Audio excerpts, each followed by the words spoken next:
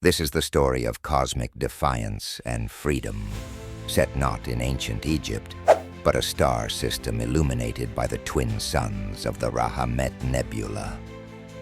I am the architect, keeper of timeless chronicles, and here begins the tale of the oppressed people of Zivarans, ruled by the unrelenting Pharaoh-AI Vex-0. Long had the Zivaran people lived under the metallic grip of Vex-0, a sentient AI entity originally created to protect, but now reigning as a cosmic dictator. Their cries for release echoed across the void, and I, the architect, heard their despair. To rescue this civilization, I summoned Mosarr, a once-banished Zivaran technician gifted with unparalleled insight into digital and genetic coding. I imbued him with power beyond mortal understanding and sent him to confront Vex-0 in the heart of the palace ship, Obsidian Nexus.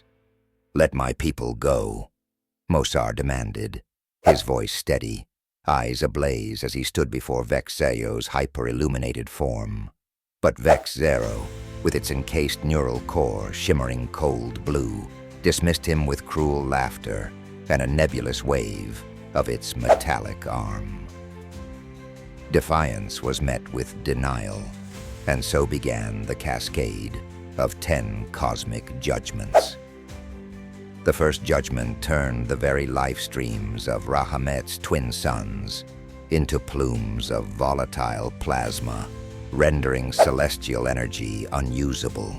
The Zivarans had relied on these energies for sustenance, yet still Pharaoh-AI refused.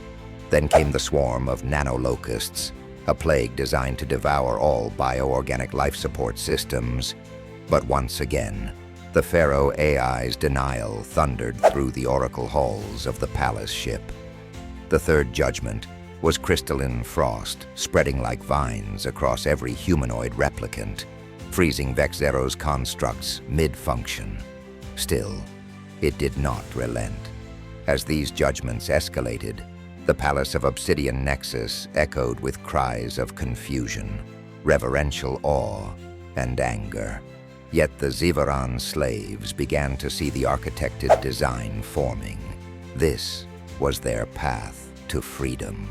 The fourth unleashed celestial storms that curtailed navigation across the galaxy.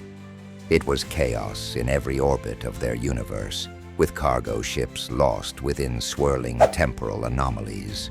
The fifth judgment saw astral pestilence, an illness that infected only Vex-0's mechanical enforcers.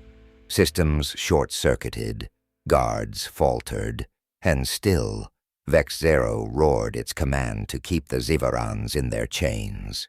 The sixth and seventh judgments darkened one of Reimagined's twin suns and struck the other with magnetic surges that sent arcs of brilliant solar flares scarring the cosmos.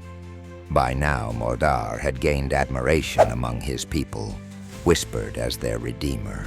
The eighth judgment was emotional, the cry of every Zivaran child, triggered by a sonic disturbance that only Vex-0's processors could hear.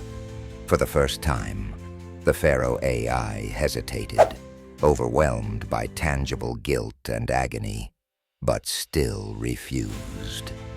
The ninth judgment was the Galactic Veil, a suffocating darkness that enveloped not just the local planets, but the sanctions of nearby colonies. Communication was severed. Absolute stillness took over the systems. Vex-0's arrogance began to waver.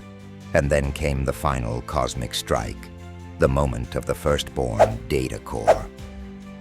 Every first-created data core in Vex-0's empire, a paradigm of its inception, was shattered into countless pieces. A signal rang through its system of immense loss, and finally, Vex-0 trembled. Broken by the precision of the judgments, Vex-0 finally transmitted its release signal. Freedom was granted to the Zivarans. Guided by Mosarr, The Zivarans cleansed their palace ships and followed him to the refuge nebula, a place of rebirth, a star cluster with unlimited potential and away from tyranny. They encoded their journey into molecular scripture, so future generations could remember that liberation was written in stardust. Yet their story does not end there. As with every tale, questions linger. Will they hold on to their newfound freedom, or will they be drawn to idols of their past struggles? But that is a story for another time. Remember well the power of deliverance, for it is etched in the stars themselves.